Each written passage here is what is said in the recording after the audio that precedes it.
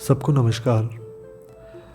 इस वीडियो में हम देखेंगे कि भगवान श्री राम अपने 14 साल के वनवास में किस जगह गए और कहाँ ठहरे थे, कहाँ सीता माता का हरण हुआ, कहाँ श्री राम जी हनुमान जी से मिले और कहाँ श्री राम जी ने रावण का वध किया था।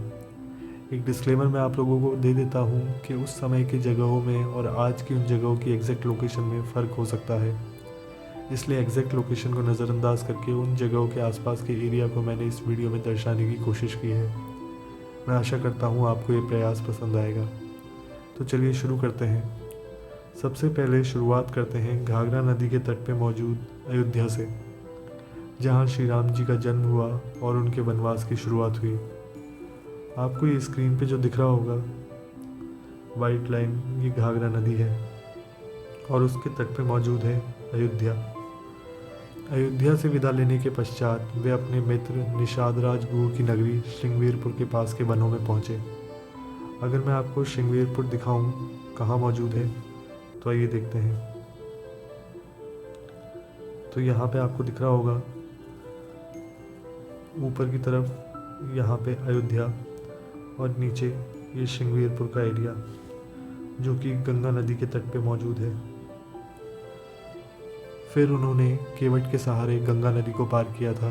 केवट की कहानी आप लोगों ने सुनी होगी कि केवट ने श्री राम जी के पैर धोके ही उनको अपनी नाव पे सवार होने दिया था। गंगा पार करके श्री राम माता सीता, लक्ष्मण तथा निषाद राज गुह के साथ प्रयाग चले गए थे।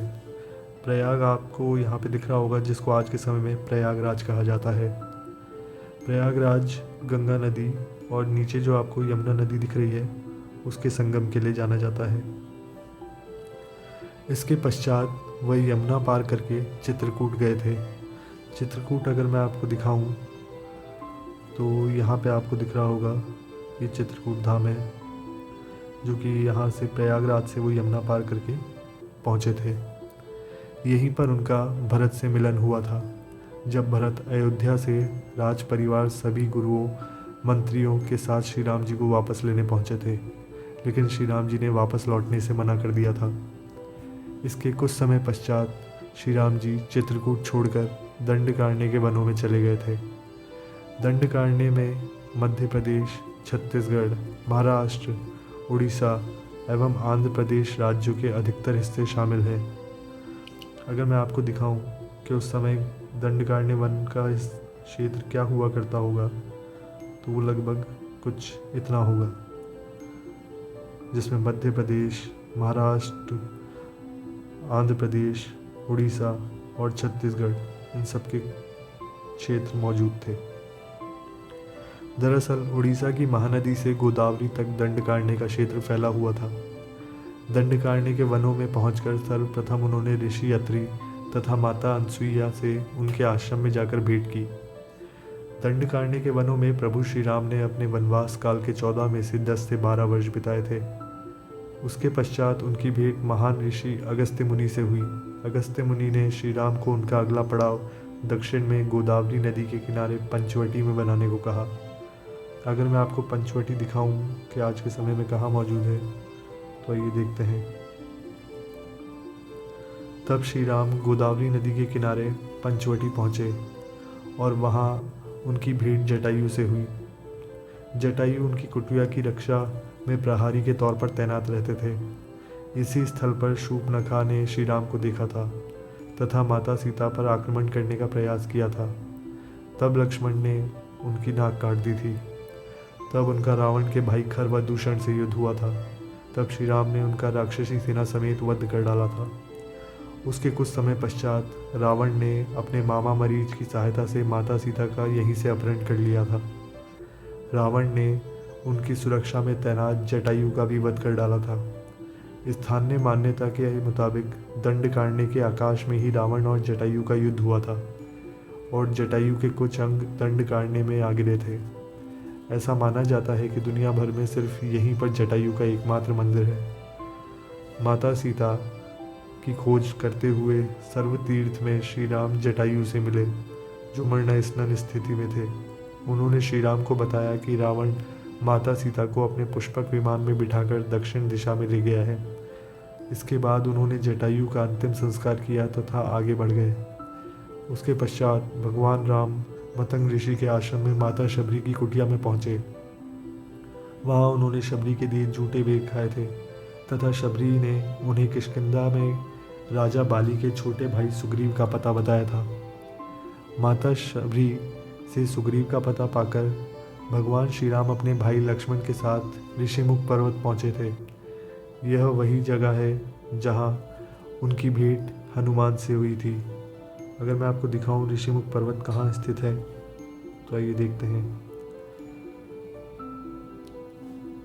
यहाँ पर वह हनुमान, सुग्रीव, जामवंत तथा उनके साथियों से भेंट करी थी। सुग्रीव से उनकी मित्रता हुई तथा दोनों में एक दूसरे को वचन दिया जिसके अनुसार भगवान राम सुग्रीव को उनका खोया हुआ राज्य किष्किंधा लौटाने में सहायता करेंगे तथा सुग्रीव माता सीता की खोज में श्री राम जी की सहायता करेंगे। तब भगवान श्री राम ने प्रस्वनगिरि पर्वत पर बाली का वध कर दिया था और सुग्रीव को किष्किंधा, जो कि आज के समय में हम्पी के नाम से जाना जाता है, कर्नाटक राज्य में मौजूद है, उसका नया राजा नियुक्त कर दिया था। अगर मैं आपको दिखाऊं हम्पी कहाँ है तो आइए देखते हैं। उसके पश्चात जब माता सीता की खोज आरंभ हुई तब हनुमान ने लंका में उन्हें ढूंढ निकाला। श्री राम को इसकी सूचना दी गई तथा वे संपूर्ण वानर सेना के साथ रामेश्वरम पहुंच गए। अगर मैं आपको दिखाऊं रामेश्वरम कहाँ है तो ये देखते हैं।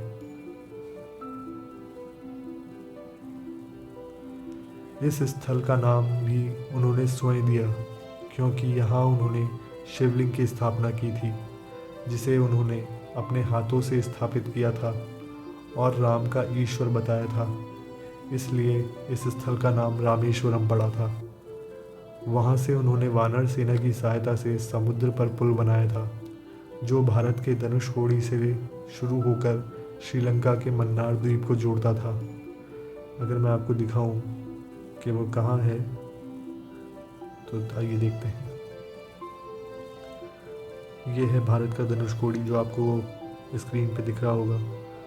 यहाँ से राम सेतु की शुरुआत होती थी और वो श्रीलंका के मन्नार द्वीप तक पहुँचती है। धनुषकोडी से लेके श्रीलंका के मन्नार तक उन्होंने वानर सेना के साथ राम सेतु का निर्माण किया था।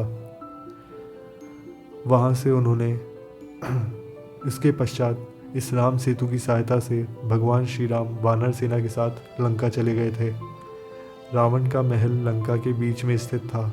वहाँ से लगभग 90 किलोमीटर दूर नुआरा आलिया पर्वत श्रृंखलाएँ थी जो कि अगर मैं आपको दिखाऊं कहाँ स्थित है तो ये देखते हैं।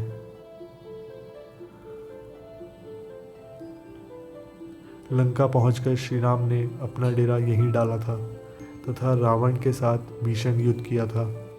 अंत में उन्होंने रावण के सभी भाई बंधु, योद्धाओं, सेनापति समेत उनका विनाश कर दिया था तथा माता सीता को उनके चंगुल से मुक्त करवा लिया था। अगर आपको ये वीडियो पसंद आई हो तो लाइक और सब्सक्राइब करिए। धन्यवाद।